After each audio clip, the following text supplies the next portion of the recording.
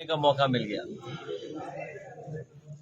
इस क्षेत्र में न जाने कब से हम लोग जुड़े हुए हैं और इस क्षेत्र का विकास होगा, कन्नौज का विकास होगा तो लोगों का भी विकास होगा।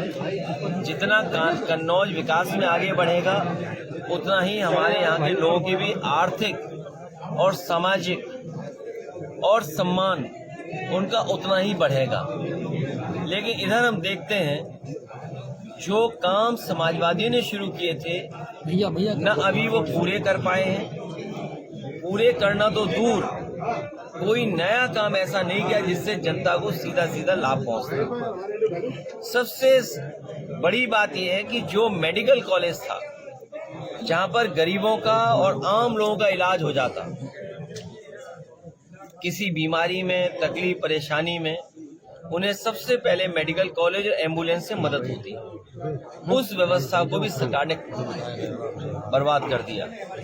न केवल बर्बाद किया है बल्कि बजट भी नहीं दे रहे जिससे वो शुरू हो सके। पैरामेडिकल बनवाया इसलिए जिससे यहाँ के बच्चे पढ़ लिख करके डिग्री हासिल करके नौकरी पा जाएं। वो भी काम अधूरा पड़ा हुआ है, वो भी अभी तक पूरा नहीं हुआ। तो मोटी मोटी बातें यही हैं कि जितना कन्नौज विकास करेगा उतना यहाँ के लोगों के बीच में खुशहाली आएगी। योगी जी 40 में बताया कि तो सनातनी हिंदू है कि नहीं है।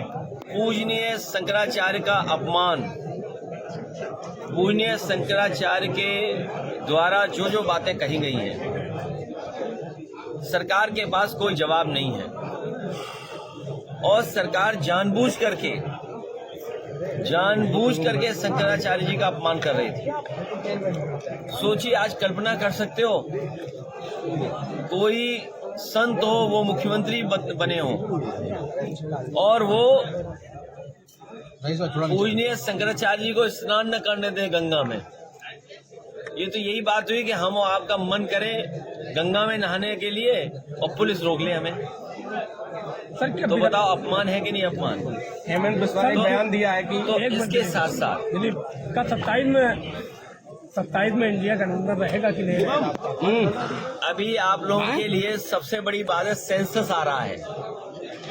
सेंसस जिसमें हम आपकी सब चीजें गिनी जाएंगी। कई सवाल उसमें हैं, हम उसमें सवाल और जुड़वाना चाहते हैं। सेंसस जो होगा उसमें पहला सवाल मैं जुड़वाना चाहता हूं, सरकार से मेरी मांग है कि जाति जनगणना हो, जाति की आबादी क्या है उसकी गणना हो। बैकवर्ड, दलित, पिछड़े, आदिवासी, जो भी जितनी जातियां हैं, अगड़ी पिछड़ी, सबकी जातियों की गिनती हो सेंसस में। नंबर 1। नंबर 2, सेंसस में हमारी मांग होगी कि सरकार ने सबको वैक्सीन लगवाई और वैक्सीन की वजह से सुनने में आता है कि बहुत सारे लोगों की जान गई है। तो कम से कम सेंसस जब हो रहा है तो ये मांग उठती है हमारी तरफ से कि जिन लोगों की जिस भी बीमारी से जान जा रही है और खासकर उनकी जिन्होंने वैक्सीन लगवाई और वैक्सीन के बाद बूस्टर लगवाया है, तो अगर सरकार के पास आंकड़े होंगे तो भविष्य में स्वास्थ्य विभाग को और डॉक्टर्स को, रिसर्च करने वालों को आसानी होगी कि हम अपनी जनता के लिए, उनके इलाज के लिए, उनके स्वास्थ्य के लिए क्या फैसले लें। यूजीसी को लेकर एक बयान दिया है, जगह जगह प्रदर्शन हो रहे हैं। अगर मुसलमान रिक्शा वाला 5 रुपए मांगे तो उसको 4 रुपए दो। अब वो क्यों कर रहे हैं? क्योंकि वो चुनाव आ गया है वहाँ और चुनाव आने से चुनाव में बंटवारा चाहते हैं। बहुत सारे लोग नहीं जानते होंगे, पुराने लोग ये बात जानते होंगे। आसाम और नॉर्थ ईस्ट के इलाके को डॉक्टर राम मनोहर लोहिया और समाजवादी नेता चाहते थे कि वो क्षेत्र हमसे जुड़ाव महसूस करे। उसका नाम उर्वश्यम भी होना चाहिए था, क्योंकि सांस्कृतिक रूप से, सामाजिक रूप से, आर्थिक रूप से और भावनात्मक जुड़ाव बढ़ाने के लिए हम लोगों को उधर उर्वश्यम इलाका कहना चाहिए था। और वहाँ के अभी जिनको सम्मान मिला है, बहुत बड़े गायक, उन्होंने कभी गाना गाया था, गंगा माँ बहती क्यों हो। आप हम लोग जानते हैं गंगा कितनी साफ हुई है। तो जो बुनियादी सवाल हैं कि हमें किसान की पैदावार की कीमत देनी है, आलू के किसान की मदद करनी है, बिजली सस्ती देनी है, तो हम तो उनसे कहेंगे कि बीजेपी के लोग बिजली सस्ती कर दें। झगड़ा लगाने से अच्छा है बिजली सस्ती कर दें।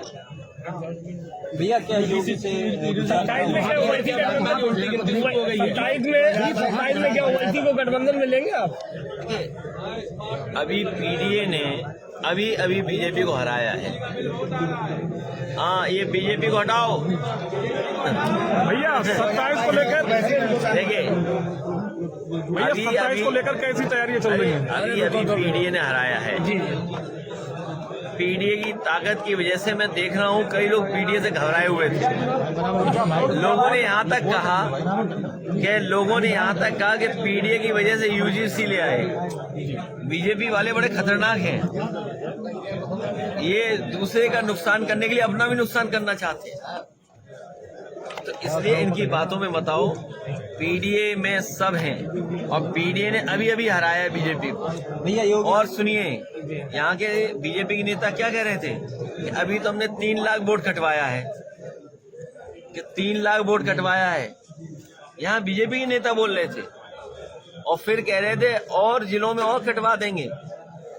अब वो जिले बोल क्यों नहीं रहे वो नेता, बताओ? सर, नहीं, नेता बोल क्यों नहीं रहे अब वो?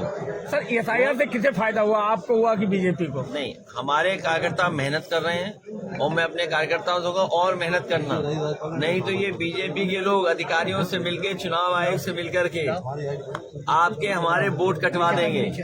अगर आपके हमारे वोट कट गए, सोना बहुत महंगा हो गया है, वोट कटवाना चाहते हैं नहीं, ये हमारा पत्रकार साथी सही अच्छे सवाल पूछ रहा है। बीजेपी चाहती है पीतल के जेवर बनाओ, पीतल के। अब सोने के जेवर नहीं बना सकता कोई। बीजेपी चाहती है कि पीतल के जेवर पहनो, नकली जेवर पहनो। बताओ, सोना खरीद सकते हो? नहीं, चांदी खरीद सकते हो? बड़े लोग खरीद सकते हैं। नहीं, ये नहीं चाहते गरीब अपनी बेटी की शादी में, घर परिवार की शादी में कुछ जेवर दे दे। हमारे पत्रकार साथी ने सही सवाल उठाया है। अब ये जेवर भी नहीं खरीद सकता कोई। ये जो अब से बीजेपी वालों ने सोना इकट्ठा करना शुरू किया है, तब से ये महंगाई सोने की बढ़ गई है। सर, 22 के चुनाव में ओवैसी ने नुकसान पहुंचाया था। तुम्हें ओवैसी की ज्यादा चिंता है। ये क्या? अरे इनका नाम क्या है? भैया योगी से खड़ा हुआ क्या? तुम्हें क्या चिंता है बताओ? तुम हमें वोट देते हो? नहीं, हम तो देते हैं। तो हमने पूछे क्या तुम्हें बताओ, तुम्हें क्या चिंता है? भैया शंकराचार्य ने, अच्छा शंकराचार्य ने कहा ये हमें खुद वोट देता है। तो अभी पीडीए ने हराया है, तुम बीजेपी चक्कर मत करो। अच्छा, सुप्रीम कोर्ट के द्वारा यूजीसी के नए नियमों, जैसे कि यूजीसी को लेकर जो सुप्रीम कोर्ट ने रोक लगाई है, इस पर क्या कहेंगे? नए नियमों पर रोक लगाई गई है, तो इसका श्रेय उस पर आपका क्या कहना है? देखिए, हमें कुछ नहीं कहना। काम बहुत हुआ समाजवादी तरफ से। अच्छा, हमें कुछ भी नहीं कहना। हमें इसलिए कुछ नहीं कहना, अब हम लोग एक कदम आगे बढ़ गए हैं। सेंसस होने जा रहा है। आप बिल्कुल सेंसस बहुत सीरियस लेना। आपके हिसाब से भैया 370 दिन रह गए। सेंसस इसलिए लेना जरूरी है कि उसमें आपका सब कुछ जनगणना होगी और भविष्य में जनगणना के हिसाब से फैसले लेगी और पॉलिसी बनेगी। तो अगर हम जनगणना में और चीजें शामिल करा दें, उदाहरण के लिए जाति शामिल हो जाए, कि जाति गणना हो, तो उससे हमें हर जाति का हक सम्मान दिलाने में आसानी होगी, तो झगड़ा नहीं होगा कभी। बीजेपी झगड़ा चाहती है। फिर जनगणना में ये भी शामिल हो जाए कि हमारे ग्रामीण क्षेत्र में किस किस वजह से बीमारियां हो रही हैं, कौन सी बीमारी ज्यादा हो रही है। तो अगर वो सेंसस में बात आ जाएगी तो कल हमें अस्पताल कैसा बनाना है, डॉक्टर किस इलाके में कैसा भेजना है, तो उससे हमें आसान होगी, अपनी जनता की सेवा कर सकेंगे, मदद कर सकेंगे। सर, 27 में चुनावी मुद्दा क्या होगा? चुनावी मुद्दा केवल एक होगा कि भाजपा हटाओ। सर, जिस तरह से नहीं, ये मंदिर आप बनवा रहे हैं केदारेश्वर, इससे कुछ लाभ मिलेगा क्या? नहीं, लाभ तो नहीं मिलेगा। उसमें जितना बीजेपी के लोगों को चंदा मिला, उसका 1% भी हमें नहीं मिला चंदा। और इसमें लाभ क्या है? सर, शंकराचार्य जी ये बताओ, लाभ पूछ रहे। हम तो ये कह रहे हैं कि हम तो कह रहे हैं भगवान सबके बराबर हैं भाई। हमारे आपके सबके भगवान एक हैं। धर्म में हम किसी न किसी को मानते हैं। तो यही हमारे समाज की और देश की खूबसूरती है। हमारा साथी पूछ रहा है हम तो कहेंगे बीजेपी वालों से हमें भी तो चंदा दिलाओ। भैया में चंदा भैया डिप्टी सीएम का एक बयान आया था जिसमें उन्होंने कहा कि 2027 में सपा साफ हो जाएगी। पहले अपना वो साफ करें, क्या बोलते हैं, स्टूल। भैया आराम रहेगा। भैया एक सवाल हम पत्रकारों के लिए है। स्टूल साफ है, आराम रहेगा बैठने में। असम के मुख्यमंत्री जो हैं, तो बहुत सही नहीं। बोला है कल कि मियां समुदाय पर विवादित बयान दिया। हाँ, नहीं वो विवादित ही बोलेंगे। देखिए, उन्हें आसाम से कोई लेना देना नहीं है, उन्हें मुख्यमंत्री बने रहना है बस। भैया इसलिए वो नफरत भरी बातें करेंगे। हम आपसे कहना चाहते हैं, कोई नफरत भरी बात ना करे। यही गंगा का पानी जाता है वहीं तक, बंगाल से आगे तक। और मैंने अभी बताया था आपको कि वो इलाका हमारे और उनके बीच में सांस्कृतिक, सामाजिक, आर्थिक, भावनात्मक जुड़ाव कैसे हो, उस पर हमें काम करना चाहिए। अब उनसे पूछो, अरुणाचल बगल में है, चीन जमीन छीन लिया है, हम लोग सब गांव के लोग हैं। बताओ, कोई मेड़ काट सकता है बगल का खेत? किसान झगड़ा हो जाएगा। अभी तक बीजेपी क्षेत्रफल नहीं बता पा रही है। ये जो ज्यादा बातें कर रहे हैं मुख्यमंत्री, कम से कम यही बता दें कि भारत का क्षेत्रफल क्या है। भाई हमारी बात मान लें इनकी, चलो, लेकिन ये मुख्यमंत्री ये बताएं भारत का क्षेत्रफल क्या है। भारत का क्षेत्रफल उनसे कोई पूछ लेगा तो मुंह में टेप लग जाएगा उनके। मैं आज फिर दावा करता हूँ, ये जितने बीजेपी वाले नफरत वाली बातें कर रहे हैं, इनसे भारत का क्षेत्रफल पूछ लो कि 2014 में भारत के क्षेत्रफल क्या था, और आज जब हम लोग खड़े हैं तो भारत का क्षेत्रफल क्या है। मुंह सील हो जाएगा, बंद हो जाएगा उनका। अब भैया ओवैसी पार्टी के कन्नौज जिला अध्यक्ष ने बयान दिया था कि मुस्लिम आपकी पार्टी से दरी बिछाने का काम कर रहा है। जो ममता बनर्जी जी ने जांच मांगी है, उसके बाद कई सीनियर लीडर्स ने जांच मांगी है। पहली बात तो ये है कि आपके देश में सुरक्षित हवाई जहाज हों, और जब विकसित भारत का सपना हम देख रहे हैं तो सब नए हवाई जहाज आए। कोई कानून ऐसा बने, नियम ऐसा बने कि वीआईपी कम से कम अच्छे जहाज पे चले, या आम जनता को जो जहाज मिलते हैं वो पुराने जहाज मिले नहीं, और मेंटेन